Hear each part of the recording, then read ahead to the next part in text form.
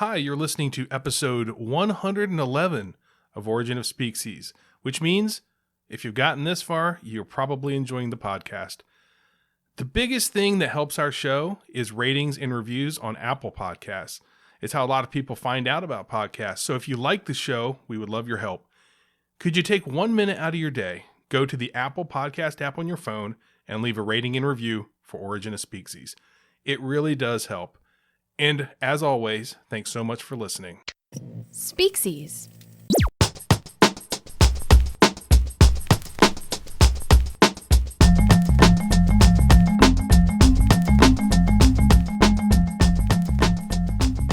It's very fitting for this episode, but I think I could be defined very easily as someone who's pro-meat. Yeah. Which is another great quote to have. I want everyone to meet me. The first thing they think, that guy, look at him in his bandana. He's definitely pro-meat. Yeah. But he celebrates meat. Yeah, but I do celebrate meat. And I think, we're going to talk about some great ways to enjoy meat. And with that, hunting, I think, is a key part of that. And I'm always someone when it comes to hunting, I'm more of the conservationist mindset of if you're going to kill something, you should eat it. You shouldn't be out there just sitting on your porch, gunning down buffaloes as they run by or something like that. Right. Deer hunting especially is very critical to keeping the herds thin, keep them from running into your car. Right. And I could even see, in certain circumstances, some sort of trophy hunting as someone who has listed out on their bucket list, I want to one day hunt and kill a bear. Right. So with that being said, there are some examples of hunting that I think maybe don't fall into that category or animals that maybe shouldn't be hunted. And I'd have to say, I didn't even think this animal would be on the list because the idea of hunting it blew my mind. So I'm going to refer to an article from The Sun in the UK. I'm over the moon. Trophy hunter slammed for posing with a bloody heart from a giraffe. Oh, giraffe hunting. Somebody hunted a giraffe. Yeah, that's messed up, man. What is the process of have you seen a giraffe in person? I have. Have you fed a giraffe? Yeah, they're big crazy tongues. Yeah. They are not something that I think of that there's any sort of rush of the giraffe is coming, through the clearing. Now's my shot to kill the giraffe. Right. It's a giraffe. Again, anyone who's listened to me talk before can see where I am on the side of hunting stuff. Yeah. But the idea of killing a giraffe. I like this side of you, the animal defender. This is great. I mean, yeah. An animal, what's a giraffe going to do if you attack it? Like when I kill a bear, which will happen, there's a chance I'm going to die. And let's be honest, I'm probably going to get killed by a bear. Yeah, there's no honor. Yeah, I mean, there's no honor in killing a giraffe. Yeah. Now, you know what? If you strangled a giraffe, I'd give you some credit. But that would be impressive. Yeah, I could think see about that. how many people it would take to strangle a giraffe. I mean, I'm not pro strangling a giraffe. Right. I'm just saying. How many UFC fights would I have to watch to see? How would I apply the guillotine choke to something that's 2 stories high? Right. But anyway, I'm with you on that. So this person whose name I won't publicize is known for taking pictures and basically trying to do the whole trigger the libs sort of thing. Yeah. Wasn't there a dentist? What did he kill? I think he killed a lion. Yeah, okay. But again, a lion to me, that's something. But killing a giraffe and then showing its heart, which is graphic, ridiculous, and I don't. I think that to me is too much. That doesn't play into any sort of conservation. That's just you're kind of being an a-hole at that point. Yeah, but anyway, so somebody killed a giraffe, and as I mentioned, I believe in, most of the time when you kill something, you should be able to repurpose it. We're going to talk about a lot of animals that we can do that with, not to spoil the episode, but I just did. But I'm excited because you've got me all jacked up on bacon. Hell yeah. So I'm just going to be quiet, and you can introduce what we're going to talk about today. So welcome to Origin of Species. My name is Scott. I'm here along with my bacon buddy, Steve. Oh, and I'm fine. I'm pro-meat, and I'm your bacon buddy. I'm good with all those things. I was trying to think, I've never heard of anyone eating a giraffe. Other than I guess a tiger. Tigers don't care. They'll eat that giraffe neck. But to your point, we are going to be talking meat today, and we have talked about a lot of meat on this show, including big meat, which I just thought about. Right? Was that big meat? Big meat. Rest in peace. Big meat. And so most recently, we talked about hot dogs in episode 93. Yeah. Now, we did also talk about the glizzy gobbler recently. But then you have to go all the way back to episode... I was actually shocked. Episode 68 was our last meat episode where we talked about beef and chicken. And then you have to go all the way back to episode 16, cold turkey. And episode 14, bring home the bacon, and high on the hog. So I thought it was high time that we had another meat episode. And I thought we could talk about a couple of maybe underrated meats. Yeah. And just to be clear, giraffes are not on this list. Okay, good. No. That would be a twist, though. I didn't think I had to clear that with you, but I figured we'd make sure right now. No, we're going to start with ham. Ham. And I feel like bacon gets a lot of love, as it should, but ham is pretty darn delicious. Yeah. PDD, if you will. And it's also a good word. It's got a lot of different meanings and some interesting origins for the word ham. But I thought we should take a minute here and extol the virtues of ham before we get into the word. So I love ham, obviously. And growing up, we would have that for dinner a lot. Usually it was just a cured ham sliced up. So it was kind of more the sweeter type of ham. But then we'd go to Kentucky and we'd visit my grandparents and cousins, and we'd have like real deal country ham. And it's so good. It's very salty. It's smoked.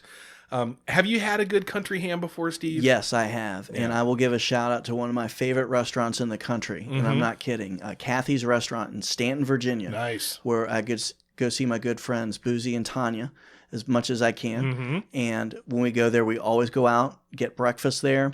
And their country ham biscuits, they're so salty that one time I actually triggered a high blood pressure event on myself eating one. I'm not joking. And but it was worth it. It was worth it. Once my head stopped pounding, it was worth it. But that is a wonderful salty ham. Well, if you haven't actually had country ham, people might be hearing salty ham and they're thinking, it's ham. Of course it's salty. So you've had your Black Forest ham. You've had, there's all sorts of ham. But a real country ham, it's smoked and it's dry. It's... and we would, my grandmother would make these little biscuits, and I don't know, they're like water. I think they're called water biscuits or something. I've heard that. But they're kind of flat, but they're good, and they don't have a lot of flavor, and it sort of cuts the saltiness of the ham if you eat it with it. And some people don't like it because it's so salty, but those people are wrong. So now that we've established that ham is awesome, and we're going to celebrate ham, and we're going to celebrate meats today. Right. So let's talk about the word and how it's used. So ham is a meat that comes from the upper part of a pig's leg.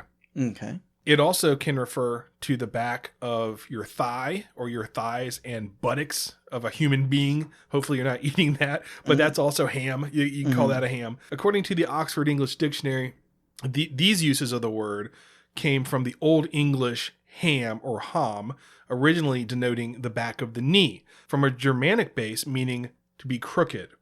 So in the late 15th century, the term came to denote the back of the thigh, hence the thigh or hock of the animal. We talked about high on the hog. I'd say this, ham wasn't really necessarily the highest on the hog, right? But it's delicious. The OED then has a second definition of ham, which is more interesting, and we're going to take a little more time on, which is an excessively theatrical actor. Nobody gets to emote more than a ham on the witness stand, quote unquote, from the OED. Excessively theatrical acting. And then also, it can mean informally an amateur radio operator. Okay. Which I had never heard. So we'll touch on that too. Yeah. So, Steve, I'm sure you've heard of someone hamming it up or being a ham. And I've generally taken that to mean somebody that's sort of overdoing something for attention. So I think as someone hamming up, I think of almost kind of like the wacky neighbor on a sitcom, or like a kid just trying to draw attention to themselves. Yeah. But ham is just, I think it shows, again, the utility of the pig and the greatness of ham. And one of the things I like about ham is at my home, we actually have a ham theme song. What? That we all sing. And it was actually inspired from the New Jack Swing band Guy. Yeah. And their song, Teddy's Jam. And we will often greet each other on ham nights with ham, oh, ham. And then we get down. Well, the J, it's a soft J. Yeah. I like that. That's amazing. I'm going to use that too from now on. You should. It's so good. I'm glad that you and the family celebrate ham Yeah. as we do as well. And thank you, Teddy Riley, for helping us just enjoy, bringing us Rex in Effect eventually. Yeah. And also helping us enjoy our ham. On the, I have to say it this way since we're Sure. talking about, on the Teddy Riley tip, I remember growing up in Virginia Beach, and he was one of the people that everyone like knew somebody that knew Teddy Riley. Do you remember Right, that? yeah. Because he, I believe, lived in Virginia Beach for a while or something. He There had was a tie to he had it. a studio by Princess Anne High School. Yeah. And some of the members of Rex in Effect, I don't know if it was Rect or Effect or whatever their names were, Right. but actually lived in Chesapeake. Yeah. And I don't know if you ever drove. I've driven by their house with our good friend Jeff multiple times just to see what was going on there. And Why what not? was interesting was as you went through the neighborhood, it was pretty obvious that whoever was involved with Rump Shaker, you could guess which house they lived at. Yeah. There's a saxophone, a young lady in a bikini with a saxophone outside. 24 hours a day. So going to Worldwide Words, Mm-hmm. he talks about the definition of ham as an actor who is one who struts his piece upon the stage to little effect. A fifth-rate artist of the sort that P.G. Wodehouse said couldn't play the pen in Pinafore. And he's saying that the actor may fail because he's an unskilled amateur, but the word is more often applied to an actor who, as we said before, is overacting in a very theatrical or ranting way to compensate for his poor grasp of technique, or that they're trying to upstage their fellow actors. This term does date back to the 19th century in America. So one of the theories is that it comes from Hamlet. Okay, so that's going to be a little theme, a little side theme here. And you can pick up, obviously, the first three letters of Hamlet are ham. It's said to be from Hamlet's advice to the actors. Oh, it offends me to the soul to hear a robust periwig-pated fellow tear a passion to tatters, to very rags, to split the ears of the groundlings. So I don't know what any of that means, but they're saying basically that it could have come from that line in Hamlet. But as Michael Quinion says, why did it take 300 years to appear in English? Related to that, it's that the word just strictly comes from the title of the play, which, Hamlet is kind of known for being a play that gets performed badly, right? If you think about, how many times have you seen, I even think back to Billy Madison with his to be or not to be, it's almost a cliche of people hamming it up in Hamlet. Others argue that it's from a Cockney pronunciation of amateur. Instead of saying amateur, say amateur, but that would put the origin on the wrong continent since this did originate in America. So in the 1860s, like I said, ham was used in America, and it kind of comes back to boxing again, which we haven't had for a while. So somebody that was stupid or clumsy, especially an untalented prize fighter. So, you'd hear tomato can, things like that. Well, also a ham was sort of a big lug, if you will, a boxer who really wasn't very good. And the thought there is that was coming from ham-handed or ham-fisted, a person with large hands that sort of look like the ham of a pig. I could see that. Right? So hence being clumsy. And very illustrative in the description of that. I think it does paint a quick picture with that. And again, shows the vast utility of the pig, that all the good things that can come out of it, but also can be used for negative connotations too. A lot of utility from the hog. So in addition to the whole boxer being ham-handed, calling a big guy, dumb guy, a ham, there was another development happening in 1870 where ham was being applied to all sorts of different types of performers who were looked down upon by legitimate quote-unquote actors. And it was used just as to say somebody's incompetent as an actor. So here's a quote from 1879 in the Cincinnati Enquirer. And it says, ham, it's the most derisive word in the professional vocabulary, and if you wish to lose the friendship of anyone in the business, call him a ham, and that settles it. A person who can do nothing at all, cannot speak his lines properly, or is anyway bad in his calling is called a ham.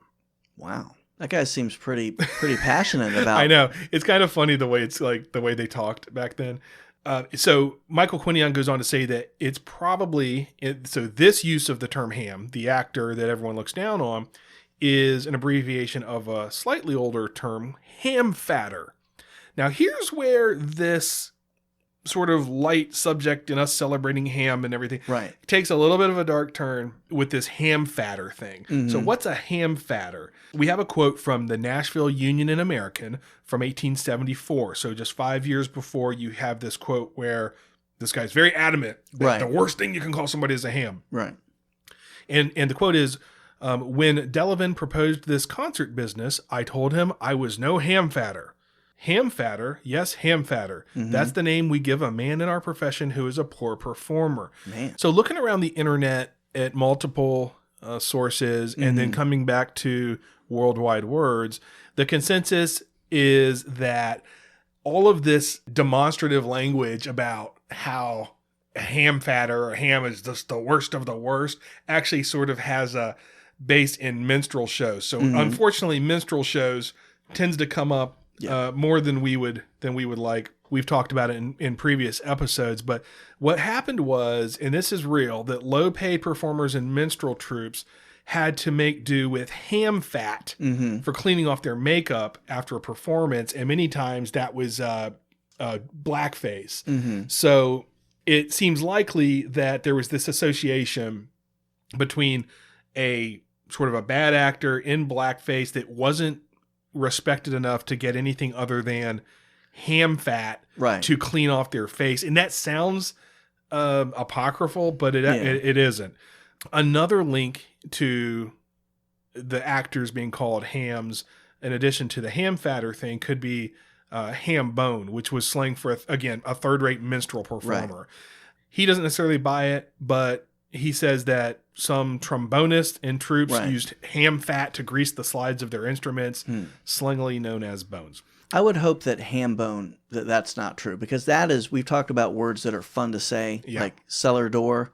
Yeah. Ham bone is pretty fun to say. It's tough to be in a bad mood and say ham bone. Right. On the other hand, though, ham fatter is just, that is kind of the opposite of it. It sounds like someone just sticking their hands in a vat of Crisco to wipe their menstrual blackface off. Also, it's just it's not a lot of good things kind of accruing there in that scenario. I think that, though, to me, like if I call somebody a ham now, I get a visual that's more like the ham-fisted. Yeah. You know, that makes more sense. You're over the top. You're trying to upstage. I've also never really thought of it necessarily as a big negative. Yeah. It's been more of just like, oh, that guy's a ham. Right. Because I think you and I are so pro-meat that it's kind of tough for us to see anything involving the pig to be negative.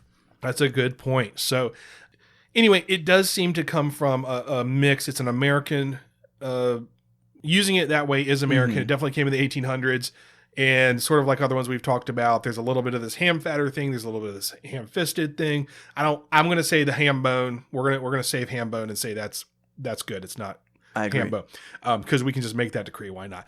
The term ham I mentioned before later became a term for an amateur radio enthusiast, and this is one where like I don't even care that much. There's all this controversy about why.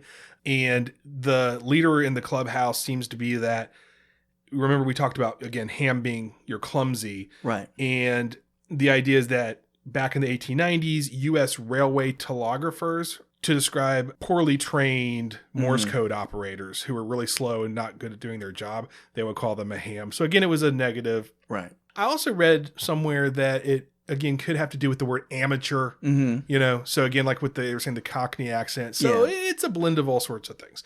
So let's get to some more fun ham talk. Ham talk. Before we move on to the next part of the show, I did want to mention a new use of the word ham, which I just recently became aware of, which is to go ham. Go ham. And I don't know, this is one I thought about doing as a new slang. Yeah. But it's kind of a short and to the point one. Have you heard this at all, or only from me? Because I've brought it up a couple times. No, I think I've heard it before, and I think I've also heard it used as going porky pig. Oh, well, isn't that going pantsless? Yeah, isn't going ham going nude or going pantsless? Well, not this version. I mean, okay. We should make it that. Maybe there is that. I didn't find that. I've heard porky pigging or going porky pig, but the one I'm talking about is going hard as a mother effer. Ah.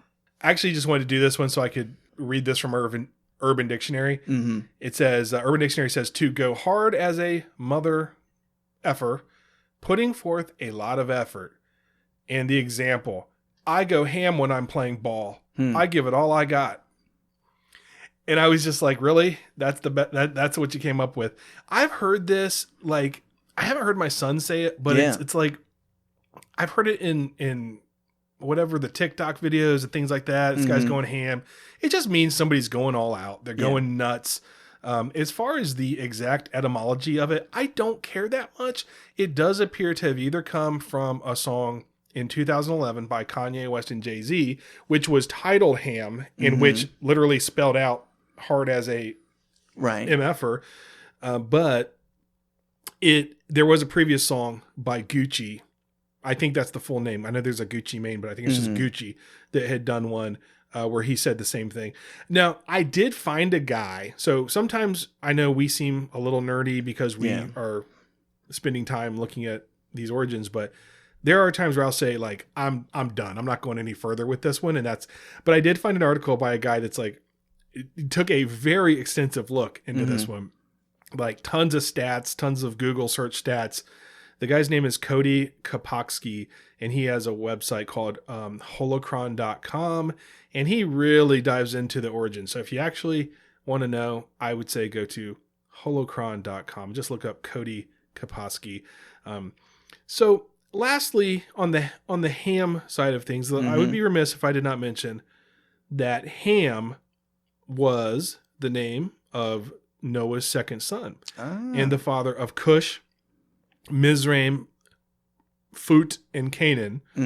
And Ham's descendants are thought to have populated Africa and adjoining parts of Asia, which the Bible refers to as the land of Ham. Wow. And I just wanted to say the land of Ham, which is why I went through that. Yeah. So if you ever write a children's book, I think it should be named The Land of Ham. It sounds like a happy place.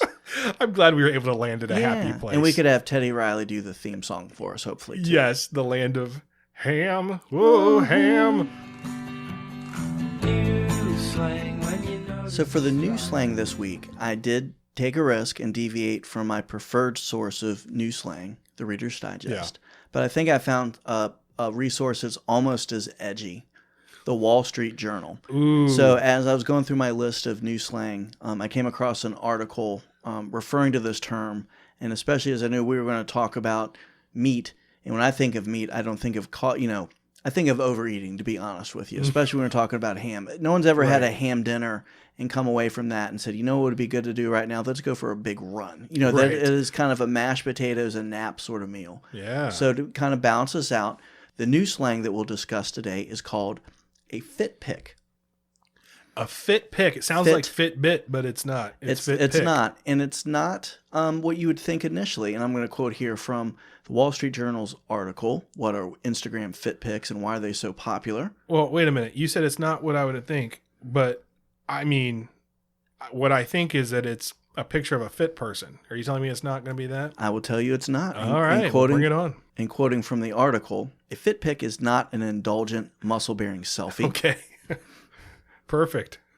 The term usually describes an outfit photo, documenting what a person is wearing from head to toe. Oh, so it's fit as in short for outfit. Yes. And I said that like I knew that. I didn't put that together until you said that. Okay. So this article is actually dated from February of 2021.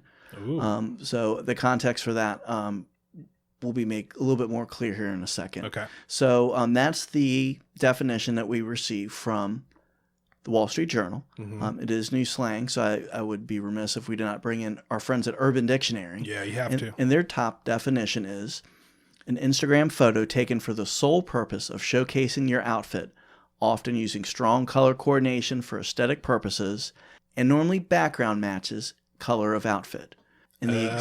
People do that, literally they match their outfit to the background? Apparently.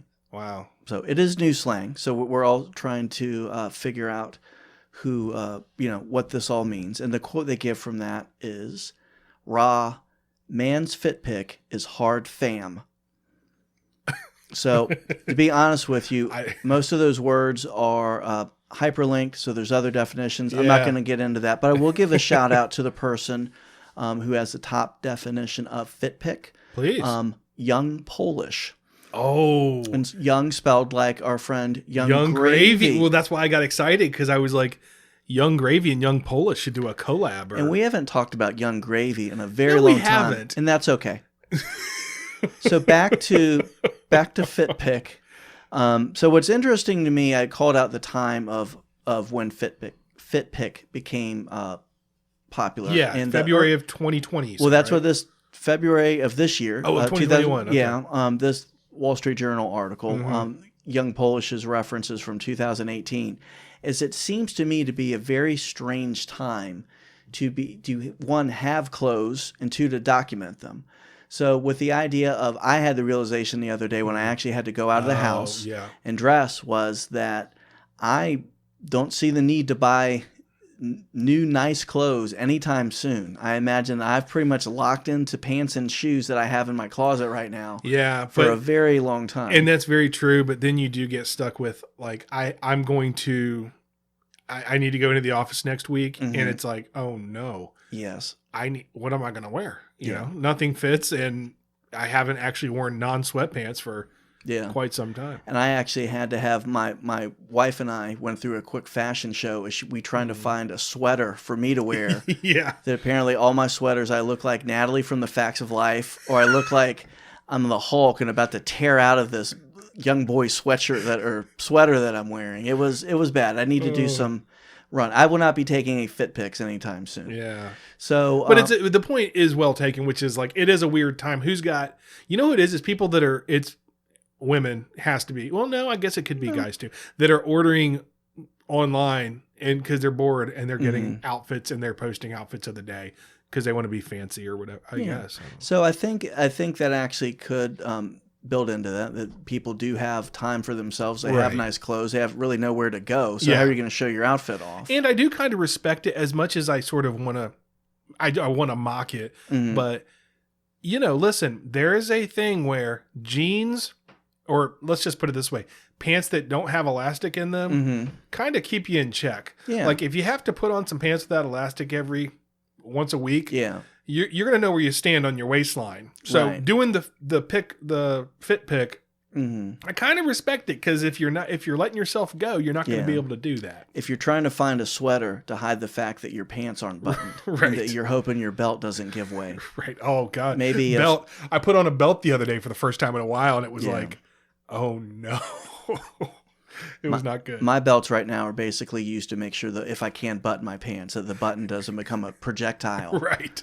Yeah. But so FitPic is something that's out there. I don't see you and I doing that anytime soon. After we've described the horrible shape both of our bodies are in, I don't think we'll be doing any promotional FitPics. But so FitPic as a new slang, I think it's one that I will give the something I used to derive the middle thumb. Like, it doesn't agitate me.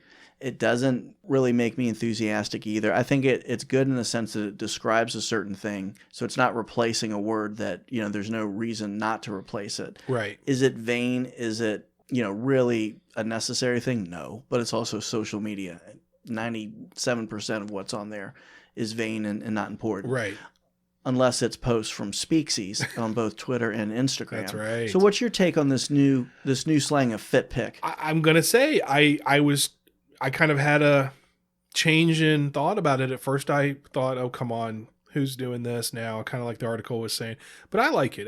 It's again, if you're stuck inside, it's a way to, I don't know. I'll say I'm for it. Although there's still a part of me that's like, really, go do something else with your time. Yeah. But as far as a term goes, I like it. And it sounds like Fitbit, which always makes me think of that. There was a sketch on Saturday Night Live where the guy just was like, Fitbit. All right, come on, drunk uncle, easy. Fitbit. But it just makes me smile. So I'm for it. How about you? I think I'm for it too. Actually, I wasn't a minute ago, but now I am. And All that's right. today's new slang.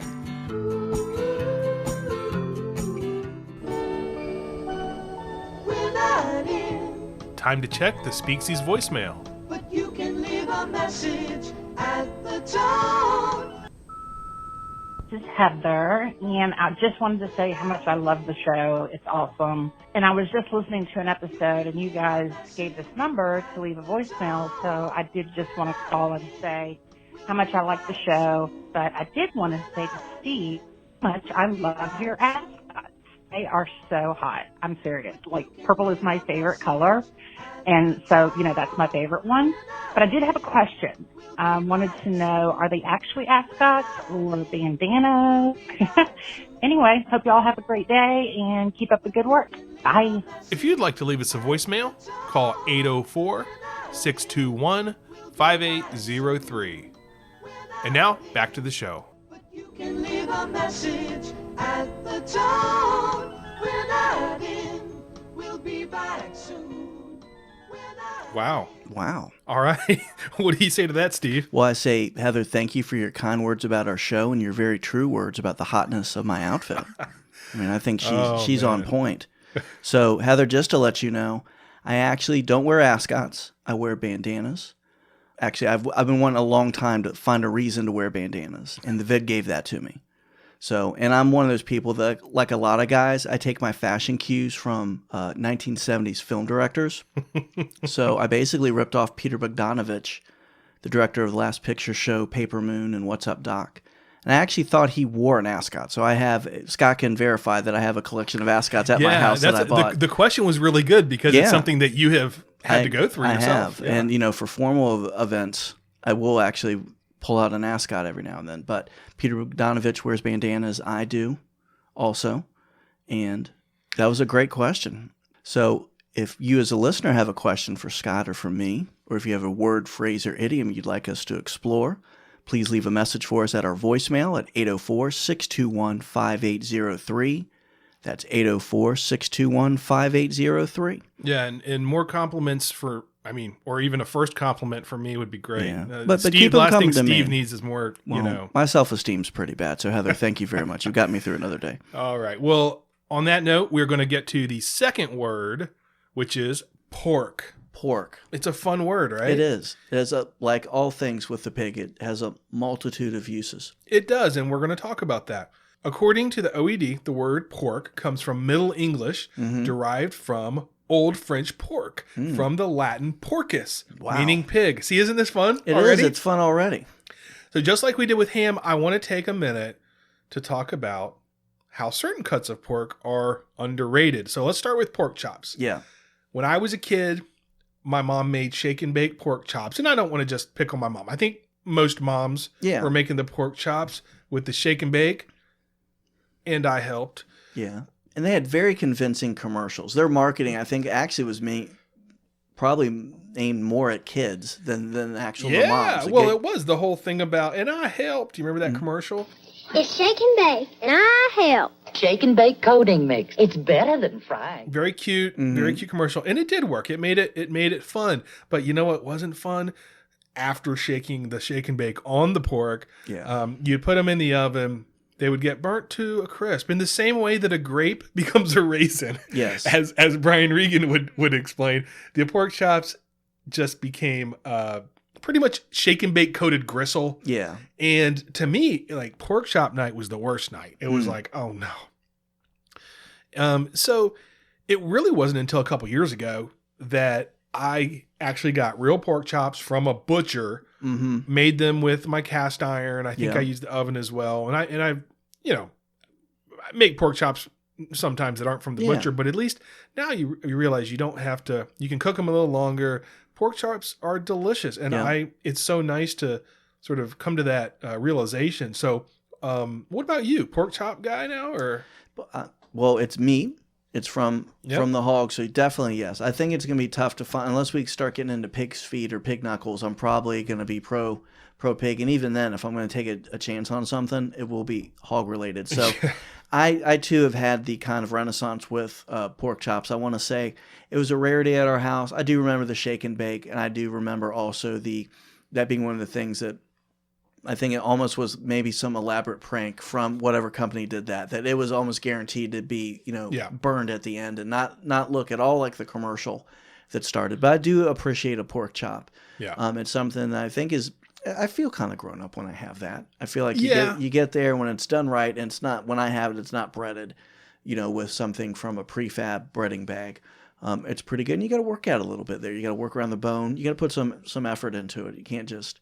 Well, yeah, no, exactly. But in fairness to Shake and Bake, I think the other issue with as we deep dive into pork chops is there was a time when the safe temperature. So again, to give our moms a little bit of a pass, the safe temperature was thought to be like, I think 165, 170. You were afraid of getting, trichinosis. There was definitely an edge. Like it wasn't eating a blowfish, but it was Right. as close as you would get as a kid to living on the edge like that. In people, making these pork chops were really trying to make sure it was safe, but it was overcooking them. And now, you only have to cook it to 145 or so. It's okay to be pink. So anyway, pork chops are delicious. Pork loin is a big winner in my house. Not even just the tenderloin's great, but the loin. I mean, if you brine it and you season it and you cook it right, it's delicious. So it's a big go-to in our house. So let's talk about the word pork. I read an interesting article on a website called thedailymeal.com, which explained why we call pig meat pork, and also cow meat beef and lamb meat venison, and so on and so forth. I thought this was really interesting. It all goes back to the Norman Conquest. So this is something you talked about at length in the Pardon My French episode. That's right. But just to boil it down, I'm going to quote from the Daily Meal, and it says, "It all goes back to the Norman Conquest of Britain in 1066. When the French took over England, there became two ways of saying a whole lot of words. And from a gastronomic standpoint, the French won out, as they usually do. As we've noted before, they'll go to war for a condiment. For a condiment. So this is likely because the lower class Anglo-Saxons were the hunters, and the upper class French only saw these animals on the dinner table. So the culinary terms tend to come from the French. Does that make sense? Yeah. So the Anglo-Saxon pig became the French porc, P-O-R-C, which was anglicized to pork, adding the K instead of the C. The Anglo-Saxon cow became the French boeuf, which we've talked about in the beef episode, which became beef. Yeah. And the sheep became mouton, later mutton. I thought that was interesting, once again, to think about what a huge impact that the Norman Conquest had on language. It's and reading this article, it's really, you can't overstate it. So what I did also think was interesting was all those terms that were French terms are still the words we use today, obviously, as we would note. The only one that's different is fish. We still call it fish because instead of the French term, because the French term for fish is poisson, P-O-I-S-S-O-N, which is very close to, obviously, the English word poison. Yeah. So that's kind of an interesting, I thought, fact. But if the French are going to mess up on something, let it be the meat that vegetarians eat. Fish. So that's one of the reasons you don't hear me extolling the virtues of fish that much. That if it's good enough for a vegetarian, if a vegetarian doesn't consider it meat, which I guess if you can't hear it scream, it's not meat or whatever. Yeah. Convoluted PETA logic goes to that. Well, it's like I find myself quoting Kurt Cobain quite often, and as he said, it's okay to fish because they don't have any feelings. Yeah.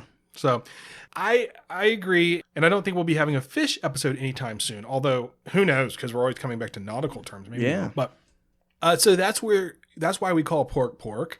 One of the fun ways to use the word pork is as a verb. So we're about to go back to back to back with the Urban Dictionary. We've now brought it up. This will be the third time. And let me just read this. Pork, to engage in sexual intercourse. Quote, "So we went back to my place to pork." And I thought that was a lazy example that the Urban Dictionary used.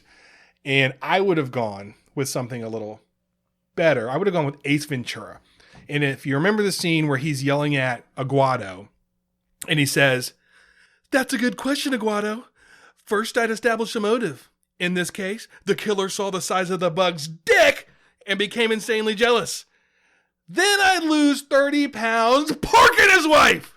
I have to say, I thought Jim Carrey was here with me for a moment. Yeah, I'm not even going to play the clip. Yeah. So I'm waiting for someone to tell me how I can cure autism.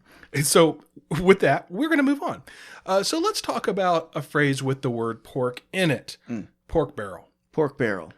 So I got to admit to you, Steve, I wanted to talk about meat, and you and I think we've made it very clear how we feel about meat. Yes. So I was looking for things to talk about with pork, but pork barrel spending is actually pretty interesting. I'm sure you're familiar with that term, correct? Yeah.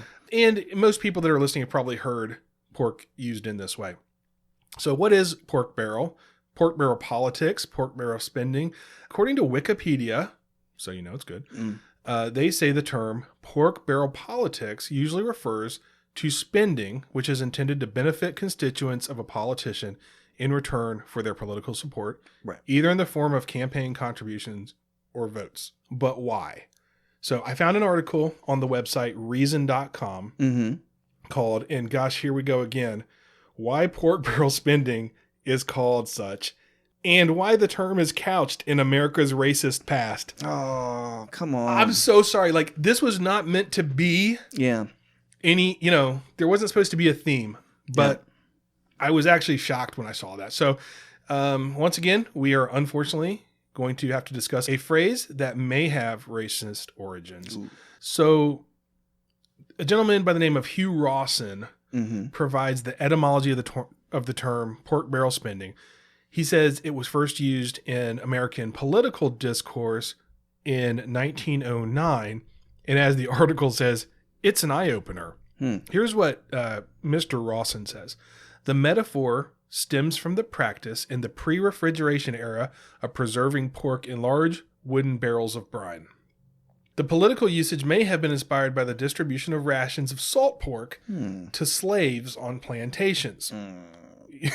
Yeah, I'm not laughing about that. It's just, good Lord, here we go. Yep. Quote, oftentimes the eagerness of the slaves would result in a rush upon the pork barrel, wrote a journalist named C.C. Maxey in 1919, in which each would strive to grab as much as possible for himself.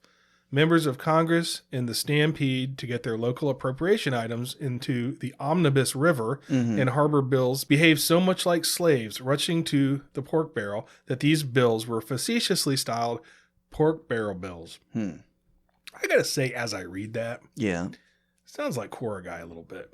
Just the phrasing. Now, this is from, Reason.com's a little bit more reputable, but you never know.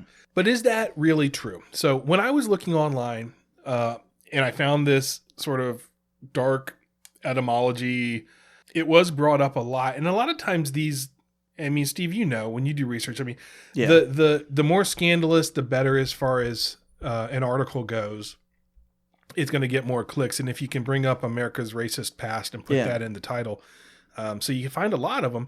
And most of them are bringing up a reference from something called Brewer's Dictionary of Phrase and Fable. And they cite this as the origin of this etymology. So I'm going to reference Grammarphobia. And this is an article from February of 2014. Somebody writes in and asks about that origin that we just spoke about. And they had actually said, we saw this in Brewer's Dictionary of Phrase and Fable. They say pork barrel is an allusion to old plantation days, as we mentioned.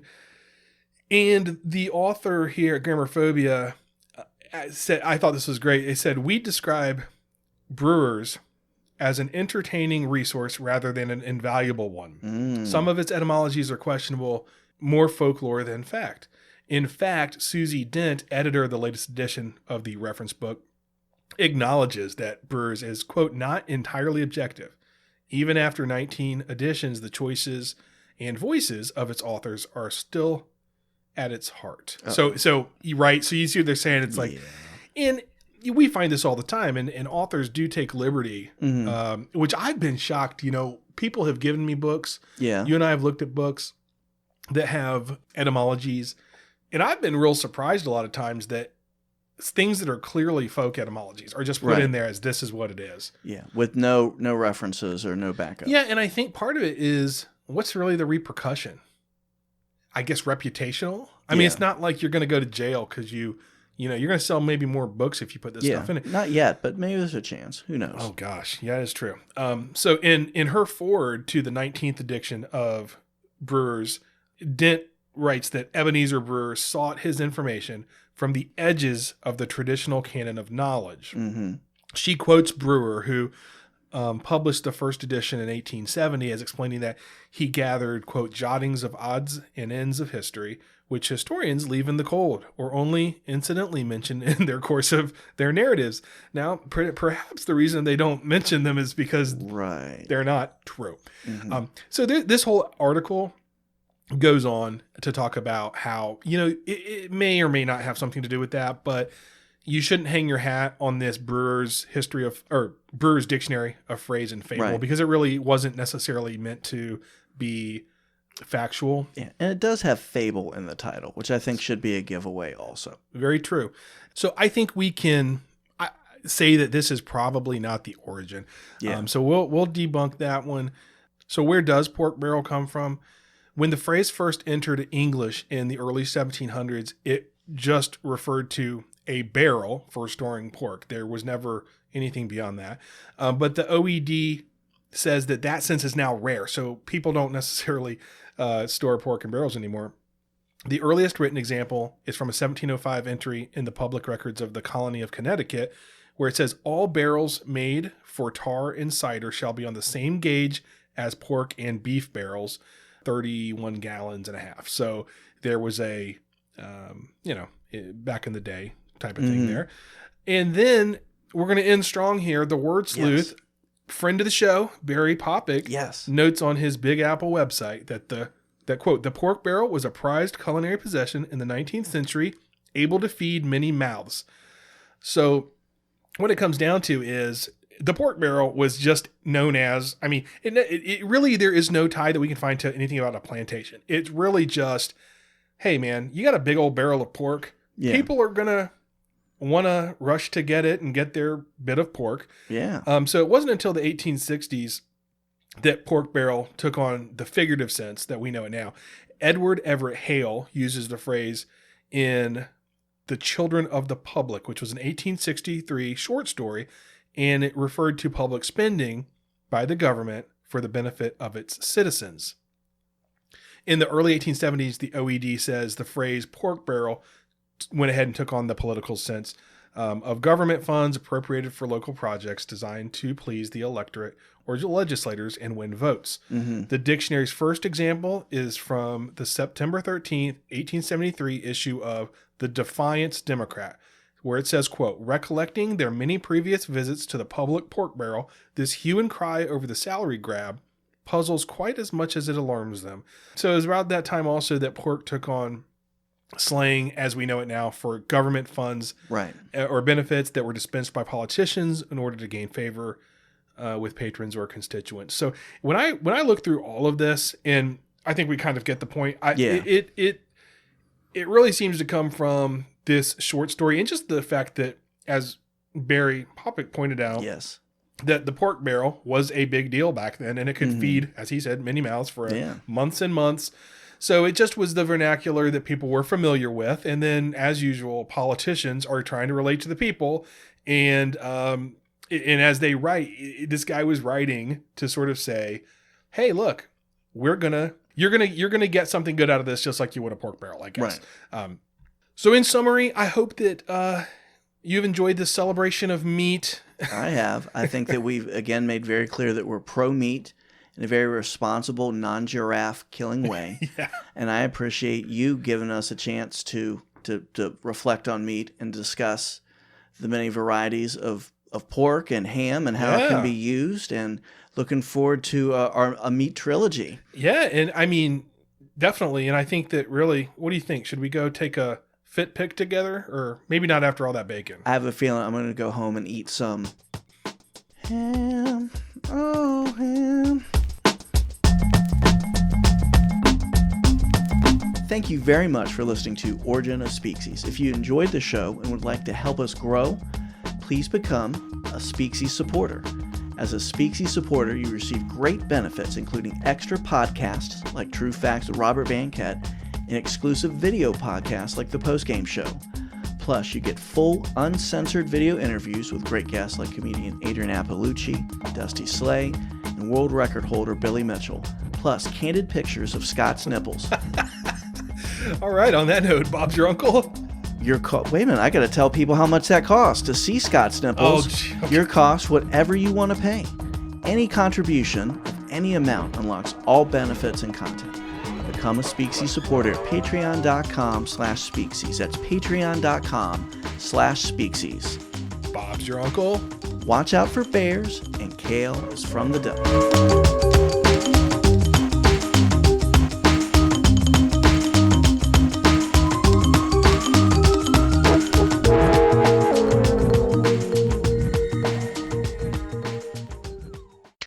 Species.